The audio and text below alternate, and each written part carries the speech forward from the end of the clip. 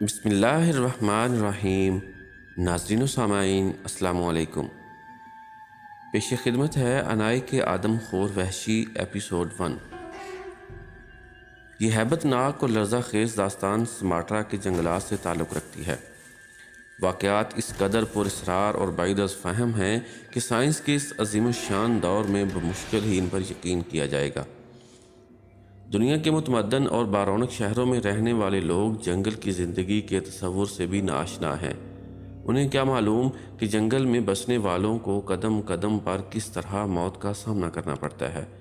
ان کی تہذیب، ان کی رسمیں، ان کے رواج وہی ہیں جو ہزارہ سال سے ان قوموں میں رائج ہیں اور جنہیں ہم وحشیانہ حرکتیں کہہ کر ان کا مذاق اڑاتے ہیں۔ کئی سال تک جاوا کے جنگلوں میں گھومنے کے بعد جب میں اپنے وفادار ملازم ہاشم کی معیت میں سماٹرا کی طرف روانہ ہوا تو نہ جانے کیوں مجھے اپنے دل میں ایک عجیب اضطراب محسوس ہونے لگا، جیسے کوئی قوت بار بار میرے کان میں کہہ رہی ہو کہ تو وہاں مت جا، تو وہاں مت جا۔ میں ایک شکاری ہوں جس نے زندگی میں صدہا خطرات کا مقابلہ کیا ہے اور مجھے یہ کہنے میں باک نہیں کہ اپنے حلقہ تعارف میں مجھے بزدل نہیں سمجھا جاتا، مگر ہر انسان کی طبیعت میں قدرت نے وہم کا مادہ رکھ دیا ہے جس سے وہ علیحدہ نہیں ہو سکتا۔ اسی طرح مجھے بھی اس وہم نے آ گھیرا ہے کہ سماٹرا میں موت تیرا انتظار کر رہی ہے، اور اگر گورنمنٹ کی ملازمت نہ ہوتی تو شاید میں وہاں نہ جاتا۔ میرے اضطراب کی وجہ یہ نہ تھی کہ سماٹرا میرے لیے ایک نئی جگہ تھی، جی نہیں، میں وہاں اس سے پہلے کئی برس رہ چکا تھا اور وہاں کے لوگوں سے اچھی طرح واقف تھا، اور یہ بھی جانتا تھا کہ جاوا کے جنگلات کی نسبت سماٹرا کے جنگل کہیں زیادہ گھنے اور بھیانک ہیں۔ پھر کیا بات تھی کہ جب مجھے سماٹرا جانے کا حکم ملا تو بجائے خوش ہونے کے میں افسردہ ہو گیا، حالانکہ میرا ملازم ہاشم خوشی کے مارے ناچا ناچا پھر رہا۔ اس معمے کا حل بہت کوشش کے بعد مجھے نہیں مل سکا تھا۔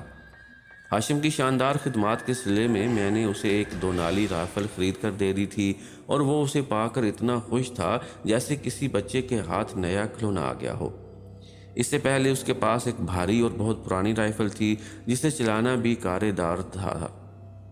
سماٹرا پہنچ کر مجھے پلبنگ کے ضلع میں تعینات کیا گیا۔ یہ علاقہ دلدلی میدانوں اور گھنے جنگلوں سے پٹا پڑا تھا اور فضا میں ہر وقت ایک بدبودار رطوبت سی چھائی رہتی تھی۔ میری عملداری میں جو علاقہ آیا وہ دریائے میلانگ کے کنارے واقع تھا اور 20 مربع میل پر پھیلا ہوا تھا۔ میں جس روز وہاں پہنچا مزدوروں کی ٹولیاں مجھے دیکھنے کے لیے آئیں اور میں نے تعجب سے دیکھا کہ ان سب کے چہرے سوجے ہوئے اور سیاہ تھے اور سب چال ڈھال سے بھی وہ مزبل نظر آتے تھے۔ معلوم ہوا کہ اس علاقے میں کالا بخار اور ملیریا کثرت سے پھیلا ہوا ہے اور یہاں ان مزدوروں کا علاج کرنے والا کوئی بھی ڈاکٹر نہیں ہے۔ مصیبت یہ تھی کہ یہ لوگ اس قدر جاہل اور وحشی تھے کہ بیماریوں سے محفوظ رہنے کے جو قاعدے انہیں بتائے جاتے ان پر وہ بالکل عمل نہ کرتے تھے، حالانکہ وہ دیکھتے تھے کہ وبائی امراض کی بدولت روزانہ 3-4 آدمی موت کا شکار ہو رہے ہیں۔ سورج غروب ہوتے ہی دریا کی جانب سے ایک سیاہ بادل کی شکل میں بڑے بڑے مچھروں کی فوج اپنی خوراک کی تلاش میں نکلتی اور بد نصیب مزدوروں پر ٹوٹ پڑتی۔ ان کے پاس مچھروں کو بھگانے کا ایک ہی طریقہ تھا اور وہ یہ کہ آگ کے الاؤ جلا دیے جاتے تاکہ مچھر نزدیک نہ آئیں، مگر جو ہی ان بیچاروں پر نیند کا غلبہ ہوتا اور آگ مدھم پڑ جاتی وہ ہزاروں کی تعداد میں ایک ایک آدمی سے چمٹ جاتے اور جب صبح ان کی آنکھ کھلتی تو ان کے چہرے اور جسم سوجے ہوئے نظر آتے۔ اگرچہ مزدوروں کے رہنے کے لیے چھوٹے چھوٹے کوارٹر اور جھونپڑیاں موجود تھیں، مگر مچھروں کی یہ لگار روکنے کا کوئی ذریعہ موجود نہ تھا۔ البتہ میرے پاس ذاتی ملازموں اور مددگاروں کے لیے مچھردانیاں تھیں جن کی بدولت ہم ان موذی مچھروں سے محفوظ رہتے تھے۔ اگرچہ میں نے حکم دے رکھا تھا کہ پانی ابال کر پیا جائے، لیکن مزدوروں کو اس کی پرواہ نہ تھی۔ وہ دریا اور گھڑوں میں سے پانی نکال کر بے تکلفی سے پی لیتے تھے، حالانکہ اس پانی کی سطح پر مچھروں کے انڈے تیر رہے ہوتے تھے۔ قصہ مختصر، میری جان توڑ کوششوں کے باوجود ملیریا کا مرض مزدوروں میں پھیلتا چلا گیا۔ میں بھلا کیا کرتا، میں کوئی ڈاکٹر نہ تھا کہ ان کا علاج کرتا رہتا۔ پھر بھی مجھ سے جو ہو سکا کرتا رہا، یہاں تک کہ کونین کا ذخیرہ ختم ہو گیا اور پھر مجبوراً مجھے حکومت کو لکھنا پڑا کہ اگر چند روز تک کسی ڈاکٹر کا انتظام نہ کیا گیا تو ان مزدوروں میں سے کوئی بھی زندہ نہ بچ سکے گا۔ مزدوروں کی تیمارداری اور ان کی صحت برقرار رکھنے کے مسائل پر میرا اتنا وقت صرف ہونے لگا کہ سیر و شکار کی طرف طبیعت راغب ہی نہ ہوئی، حالانکہ اس علاقے میں شکار کی کثرت تھی۔ اس علاقے میں جا بجا وسیع جوہر تھے جہاں مرغابیاں کثرت سے ملتی تھیں۔ ہاشم کبھی کبھار موج میں آتا تو چند مرغابیوں کو میرے لیے شکار کر لاتا تھا۔ دریائے میلان کی گہرائیوں میں خونخوار نہنگ ہزاروں کی تعداد میں تیرتے رہتے تھے، اور پھر 3 میل دور فلک بوس پہاڑیوں کی وادی میں ہرن، جنگلی بھینسیں، باراسنگے، گینڈے، چیتے اور شیر سبھی موجود تھے۔ مگر قسمت دیکھیے کہ پلمبنگ میں آنے کے 2 ماہ بعد تک مجھے شکار کی کسی مہم پر جانے کا موقع نہ ملا۔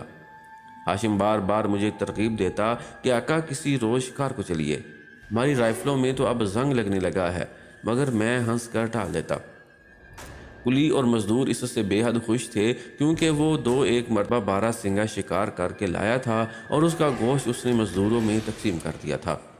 سارا دن وہ باہر جنگل میں یا دریا کے کنارے کنارے گھومتا رہتا۔ یہاں اسے اپنی نئی رافل کے جوہر دکھانے کا بڑا ہی اچھا موقع ملا تھا۔ روزانہ ہی شام کو جب وہ واپس آتا تو گینڈوں، چیتوں اور مگرمچھوں کی داستانیں سناتا جو اس کی رائفل کا نشانہ بنتے بنتے بچ گئے تھے۔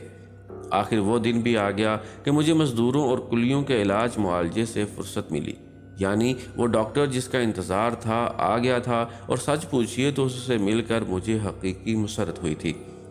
بڑا ہی خوش مزاج اور زندہ دل انسان تھا۔ چند ہی روز میں اس نے مزدوروں پر ایسا جادو کیا کہ سب اس کا کلمہ پڑھنے لگے اور اس کی ہدایات پر پوری طرح سے عمل پیرا ہو گئے۔ مچھروں کو مارنے کے لیے کچھ سائنٹیفک طریقے استعمال کیے اور دور دور تک ان کی جتنی آبادیاں اور انڈے بچے تھے سب کو ختم کر دیا گیا۔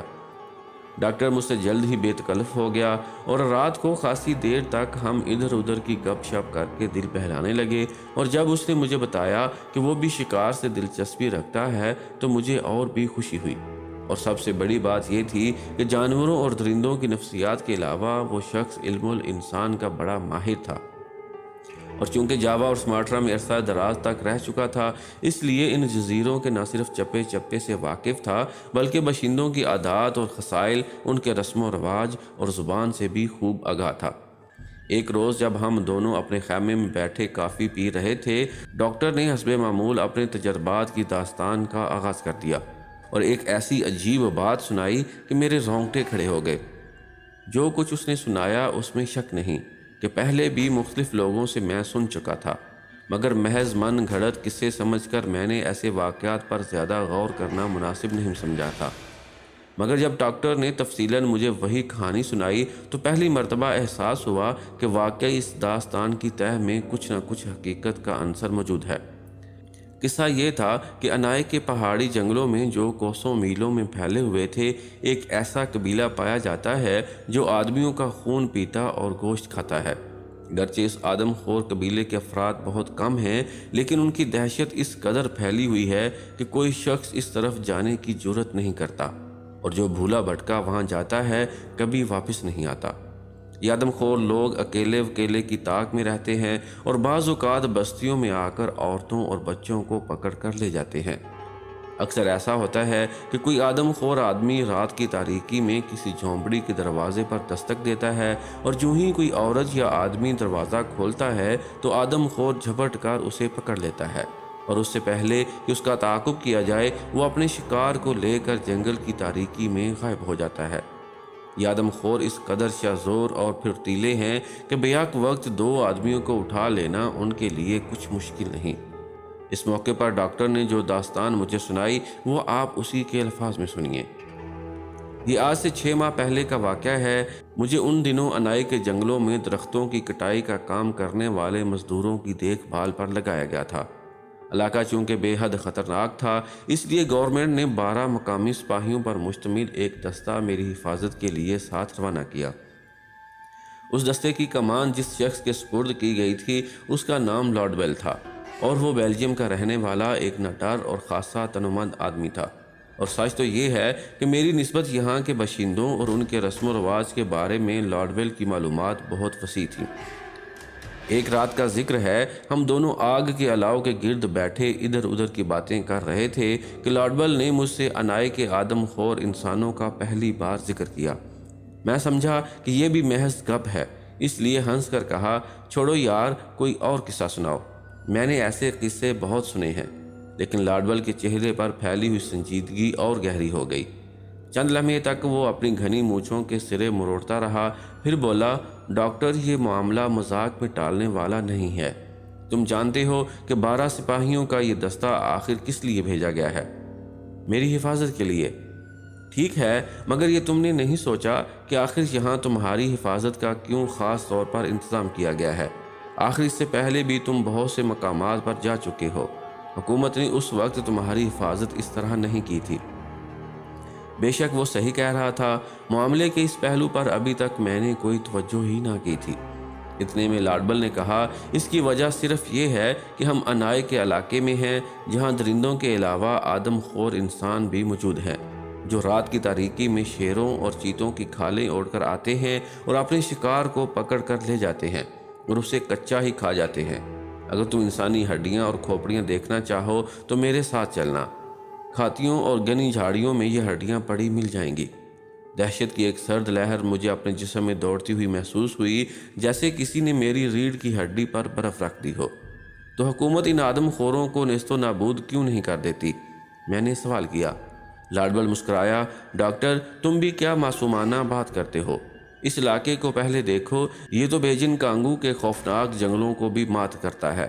اس میں 1-2 آدمی تو درکنار، اگر 1 لاکھ بھی چھپ جائیں تو ان کو تلاش کرنا محال ہے۔ حکومت نے اسی کوشش میں اپنے بہت سے جاں باز افسر اور مانے ہوئے شکاری گنوائے ہیں، جن کی ہڈیاں بھی بعد میں دستیاب نہیں ہوئیں۔ ابتدا میں تو برسوں تک علم ہی نہ ہوا کہ انسانوں کو پھاڑ کھانے کی وارداتیں خود انسان ہی کر رہے ہیں۔ سارا الزام شیروں اور چیتوں پر ڈال دیا جاتا تھا، کیونکہ انہی کے پنجوں کے نشانات بستیوں اور جنگلوں میں دیکھے جاتے تھے۔ مگر یہ بعد میں انکشاف ہوا کہ درندے بے قصور ہیں، یہ تو آدم خور انسان ہیں۔ تھوڑی دیر توقف کے بعد لاڈبل نے اپنی داستان یوں شروع کی، یہ 2 سال پہلے کا ذکر ہے، جب میں انائی کے علاقے میں پہلی بار آیا۔ میں نے سنا تھا کہ یہاں شیروں کی وادی مشہور ہے، جہاں شیر اور چیتے کثرت سے ہیں۔ مقصد صرف شکار کھیلنا تھا۔ ان دنوں آدم خور انسانوں کے بارے میں کسی کو کچھ معلوم نہ تھا، بلکہ جو شخص جنگل میں گم ہو کر واپس نہ آتا، اس کے بارے میں یہی سمجھ لیا جاتا تھا کہ وہ کسی درندے کے منہ کا لقمہ تر بن چکا ہوگا۔ ایک روز رہنمائی کے لیے میں ایک مقامی باشندے کو ساتھ لے کر شیروں کی وادی میں گھومنے کے لیے نکلا۔ اس کا نام شائقہ تھا اور وہ پولیس میں کافی عرصہ تک ملازمت کر چکا تھا۔ وہ بڑا وفادار اور بہادر شخص تھا۔ میرے اور شائقہ کے پاس رائفلیں تھیں۔ ایک وسیع و عریض دلدلی میدان کو 1000 صعوبتوں کے بعد عبور کرتے ہوئے ہم شیروں کی وادی میں پہنچے۔ یہ دلدلی میدان سے کوئی 3 میل دور پہاڑی سلسلوں کے دامن میں واقع تھی۔ یہ پہاڑی سلسلہ دلدلی میدان سے بھی زیادہ دشوار گزار ثابت ہوا اور ہمیں اونچے اونچے ٹیلے پھلانگ کر آگے بڑھنا پڑا۔ جنگل میں چاروں طرف ایک ہیبت ناک سناٹا سا طاری تھا اور قدم قدم پر خاردار جھاڑیاں ہمارا راستہ روک کے کھڑی تھیں۔ اسی طرح کوئی 1 میل تک ہم دونوں شکاری آگے نکل گئے۔ ہم جوں آگے بڑھتے جاتے تھے، جنگل میں تاریکی پھیلتی جاتی تھی، کیونکہ بلند درختوں کی چوٹیاں آپس میں ایک دوسرے سے اس طرح گتھی ہوئی تھیں کہ سورج کی روشنی بمشکل زمین تک پہنچ سکتی تھی۔ دفعتاً شائقہ کے منہ سے حیرت کی ایک ہلکی سی چیخ نکلی اور اس نے لپک کر میرا بازو پکڑ لیا۔ میں نے گردن گھما کر دیکھا تو سامنے ہی جھاڑیوں میں کوئی 20-25 گز کے فاصلے پر ایک شیر خونخوار نظروں سے ہمیں گھور رہا تھا۔ شیر یکا یک دھاڑا اور ارد گرد کی پہاڑیاں اس ہولناک گرج سے کانپ گئیں۔ جنگل میں شیر کی ہیبت کا صحیح اندازہ وہی شکاری کر سکتے ہیں جو شیر کے شکار کا عملی تجربہ رکھتے ہیں۔ کتنا ہی نڈر اور جری آدمی ہو، شیر کو پہلی بار دیکھتے ہی ممکن نہیں اس کے ہوش و حواس برقرار رہے، اور یہی کیفیت میری ہوئی۔ رائفل میرے ہاتھوں میں تھی، لیکن جب چلانے کا ارادہ کیا تو ایسا معلوم ہوا جیسے میرے ہاتھ سن ہو چکے ہیں۔ شیر نشانے کی عین زد میں تھا، مگر ہم دونوں پتھر کی بے جان مورتیوں کی مانند بے حس و حرکت کھڑے اسے دیکھ رہے تھے۔ یکا یک اس نے جست کی اور بجلی کی طرح ہماری طرف لپکا۔ سنبھلنے کا موقع ہی کہاں تھا۔ اس سے پہلے کہ میری رائفل سے گولی نکلے، شیر نے ایک ہی دونٹر میں شائقہ کو گرا دیا، مگر دوسرے ہی لمحے خود بخود میری انگلی سے رائفل کی لبلبی دب گئی اور گولی شیر کی گردن میں لگی۔ ایک ہولناک گرج کے ساتھ شیر نے کلابازی کھائی اور غراتا دھاڑتا ہوا سامنے کی جھاڑیوں میں گھس کر نظروں سے غائب ہو گیا۔ یہ حادثہ ایسا غیر متوقع اور فوری تھا کہ آج بھی سوچتا ہوں تو سخت حیرت ہوتی ہے۔ شائقہ کے دائیں کندھے سے گاڑھا گاڑھا خون مسلسل نکل رہا تھا۔ ظالم درندے نے ایسا جچا تلا ہاتھ مارا تھا کہ میری سمجھ میں نہ آتا تھا کہ کیا کیا جائے، اور سچ تو یہ ہے کہ مجھے خود موت کی سرگوشیاں سنائی دے رہی تھیں۔ اس ہیبت ناک جنگل میں جو شیروں سے بھرا پڑا تھا، دو آدمیوں کا ہمیشہ کے لیے گم ہو جانا کسی کے لیے بھی حیرت کا باعث نہ تھا، اور نہ یہاں ہمیں کوئی تلاش کرنے کے لیے آتا۔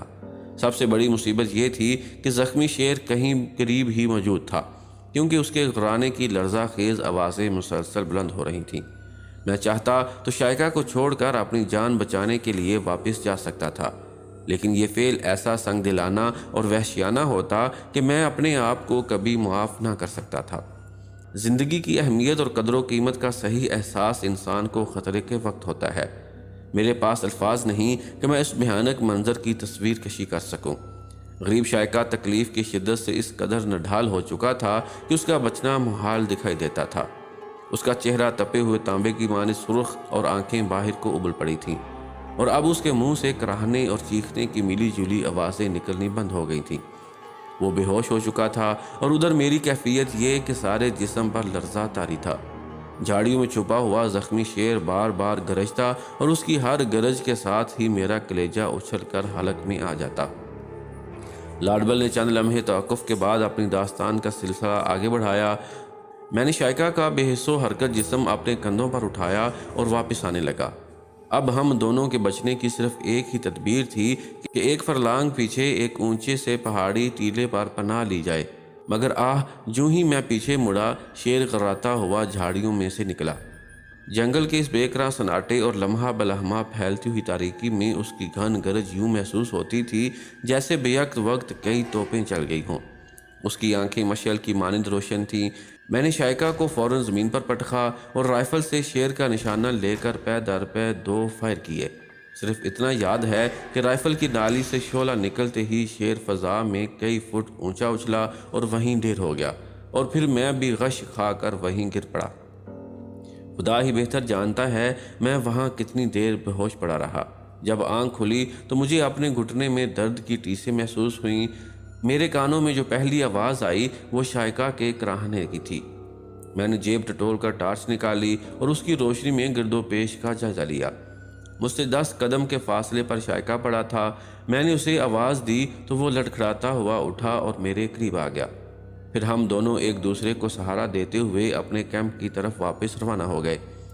ہزار صعوبتوں اور بے پناہ دشواریوں کے ساتھ ہم ابھی بمشکل 3-4 فلانگ ہی گئے تھے کہ اچانک ایک عجیب واقعہ پیش آیا۔ جنگل کا یہ حصہ دلدلی میدان کے سرے پر واقع تھا، اس لیے یہاں گنجان درخت اور جھاڑیاں نہیں تھیں، اور ہم زیادہ فاصلے تک بخوبی دیکھ سکتے تھے۔ ہمارے دائیں جانب کوئی 1 فرلانگ دور ایک بلند اور عموداً اٹھتی ہوئی پہاڑی تھی، جس کی چوٹی سے دھوئیں کا سیاہ بادل بل کھاتا ہوا آسمان کی طرف جا رہا تھا۔ ہم حیرت سے اس دھوئیں کو یوں دیکھ رہے تھے جیسے زندگی میں پہلی بار دھواں دیکھنے کا اتفاق ہوا ہو۔ شائقہ نے کہا، ضرور اس پہاڑی پر کوئی رہتا ہے، لیکن اس ویرانے میں جو صدیوں سے درندوں اور حشرات الارض کا مسکن ہے، کون ہے جو اپنی جان کی پرواہ نہ کرتے ہوئے یہاں آن بسا ہے؟ میرا خیال ہے اس پہاڑی کے اوپر یا اس کی پشت پر ضرور کوئی بستی ہے۔ گھسٹتے اور لٹکھڑاتے ہوئے ہم دونوں بہزار دقت و دشواری اس پہاڑی کے اوپر پہنچے۔ کیا دیکھتے ہیں، ایک بوڑھی عورت ایک جھونپڑی کے قریب بیٹھی آگ سلگا رہی ہے۔ ہمارے قدموں کی آہٹ پا کر اس نے اپنا سر اٹھا کر ہماری طرف دیکھا۔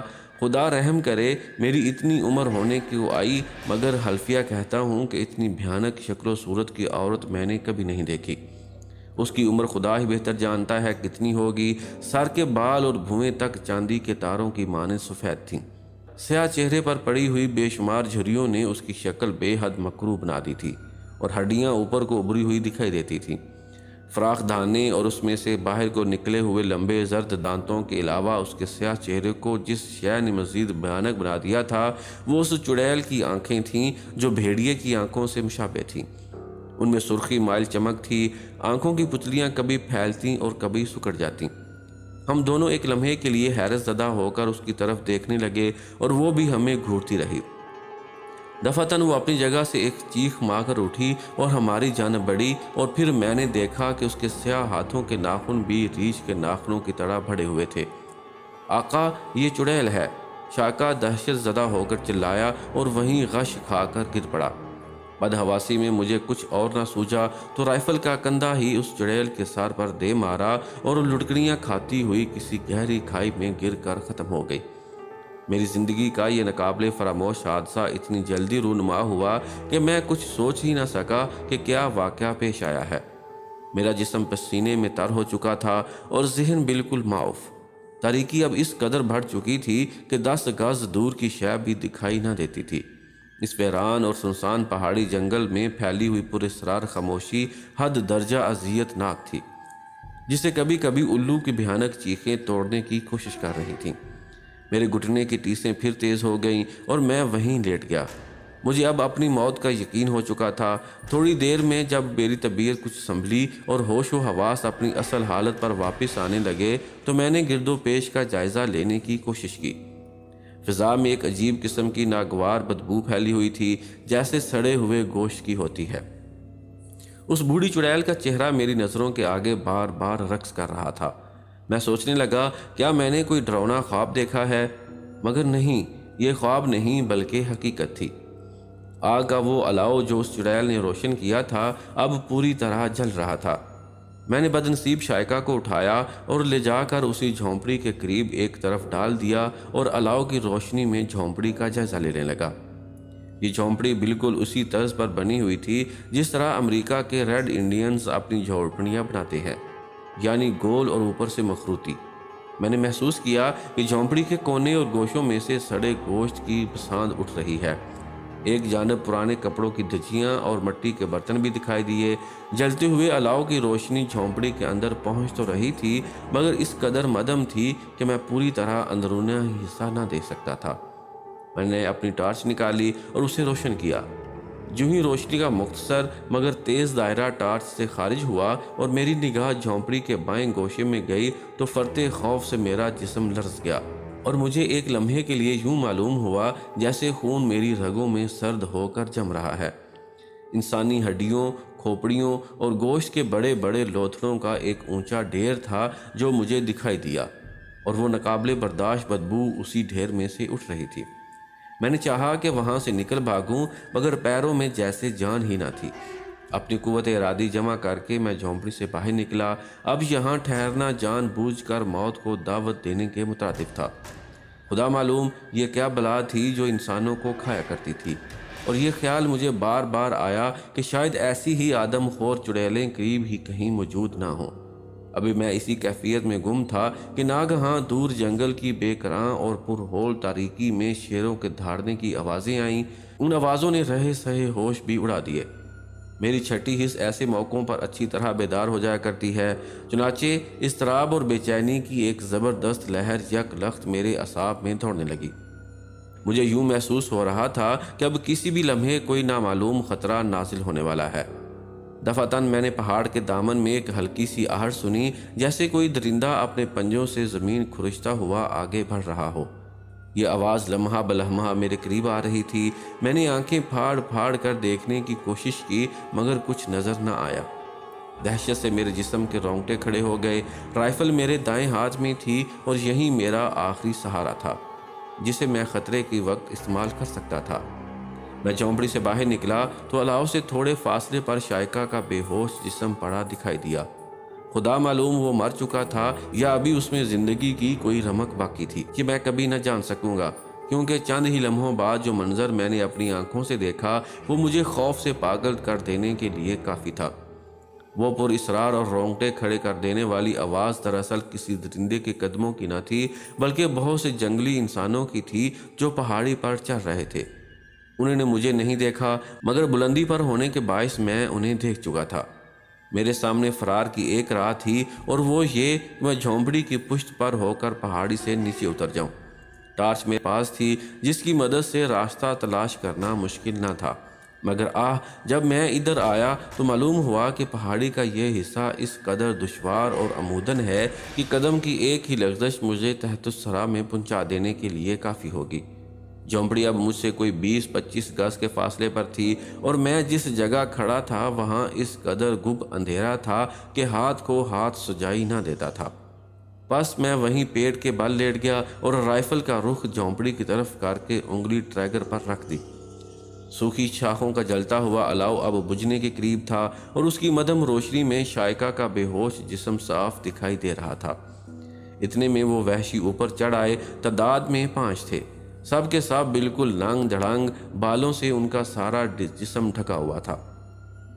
داڑھی، مونچھ اور سر کے بال اس قدر آپس میں مل گئے تھے کہ سوائے آنکھوں کے چہرے کا کوئی حصہ دکھائی نہ دیتا تھا۔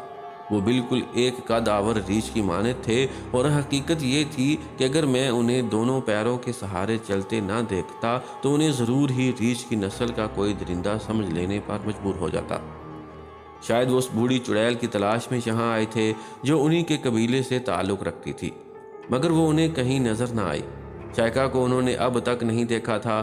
پہلے میرے جی میں آیا کہ رائفل سے اندھا دھند فائر کر کے ان خون اشام موذیوں کو ہمیشہ کے لیے قصہ پاک کر دوں، لیکن اس خدشے سے رک گیا کہ اگر میرا نشانہ خطا گیا اور ان جنگلیوں کو میری موجودگی کا پتہ چل گیا تو ان کے منہ کا لقمہ تر بننے سے مجھے کوئی معجزہ ہی بچا سکے گا۔ دفعتاً انسانی شکلوں کے ان درندوں کے منہ سے بھیانک چیخیں نکلیں اور میرا کلیجہ لرز گیا۔ انہوں نے شائقہ کو وہاں پڑے ہوئے دیکھ لیا تھا اور اب خوشی سے چلا رہے تھے۔ وہ خونخوار بھیڑیوں کی طرح اس بدنصیب سپاہی کی طرف جھپٹے اور جونکوں کی مانند اس سے چمٹ گئے۔ شاید وہ اس کا خون پی رہے تھے۔ پھر میں نے دیکھا کہ کسی ہتھیار کے ذریعے انہوں نے لاش کے ٹکڑے ٹکڑے کیے اور جلدی جلدی گوشت چبا چبا کر کھانے لگے۔ یہ منظر اس قدر دہشت انگیز تھا کہ میرا بدن برف کی مانند سرد پڑ گیا۔ میری آنکھوں کے آگے پہلے شرارے ناچنے لگے اور پھر میں جیسے تاریکی کے اتھاہ سمندر میں ڈوب گیا۔ ڈاکٹر لابل نے یہ پراسرار داستان کچھ اس انداز میں سنائی کہ ایک مرتبہ تو دہشت کی لہر میرے جسم میں بھی دوڑ گئی۔ میں نے اس سے پوچھا، لاڈبل اب کہاں ہے؟ اس نے بتایا کہ لاڈبل کی جان تو بچ گئی، لیکن اس حادثے نے اس کا ذہنی توازن درہم برہم کر دیا تھا۔ بعض اوقات وہ راتوں کو سوتے سوتے چونک کر چیخنے لگتا ہے۔ بعد ازاں اسے جبری رخصت پر اپنے وطن واپس بھیج دیا گیا، اور اب مجھے کچھ علم نہیں کہ وہ جیتا ہے یا مر گیا۔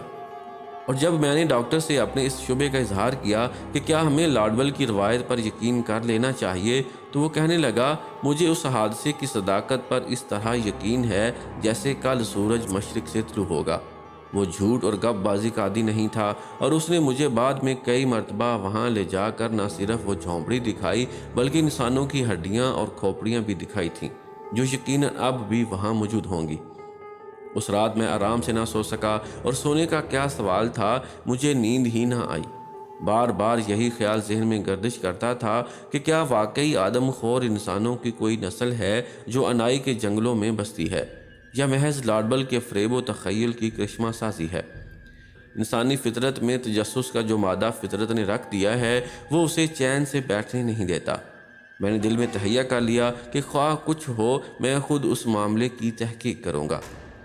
صبح میں نے ڈاکٹر کے سامنے اپنا ارادہ ظاہر کیا تو اس نے کانوں پر ہاتھ رکھے اور صاف جواب دے دیا کہ وہ اس خطرناک مہم میں میرا ساتھ دینے کی حماقت کرنے کا ارادہ نہیں رکھتا، بلکہ اس نے مجھے بھی سمجھانے اور اس ارادے سے باز رکھنے کی کوشش کی، مگر میرے سر پر تو قضا کھیل رہی تھی۔ میں نے ایک نہ سنی، اور اب مجھے تسلیم کرنے میں کوئی شرم محسوس نہیں ہوتی کہ اگر میں ڈاکٹر کی نصیحت مان کر اپنا ارادہ ترک کر دیتا تو وہ اذیت ناک حادثہ پیش نہ آتا جس کی بدولت میری زندگی اب مردوں سے بھی بدتر ہو چکی ہے۔ کئی مرتبہ اس جان کنی سے تنگ آ کر خودکشی کا ارادہ کر چکا ہوں، مگر موت نہیں آتی۔ میری زندگی کے تجربات میں سے یہ وہ تجربہ ہے جسے شاید مرنے کے بعد بھی یاد رکھوں۔ آج بھی تنہائی کے وحشت انگیز لمحات میں جب میں چشم تصور سے ان حالات کا جائزہ لیتا ہوں جن سے مجھے دوچار ہونا پڑا، تو یقین کیجئے تو اپنے ہوش و حواس پر شک گزرنے لگتا ہے کہ کیا واقعی ایسا ممکن ہے۔ آدم خور وحشیوں کو دیکھنے اور ان سے دو دو ہاتھ کرنے کا جنون مجھ پر اس شدت سے طاری ہوا کہ بیان سے باہر ہے۔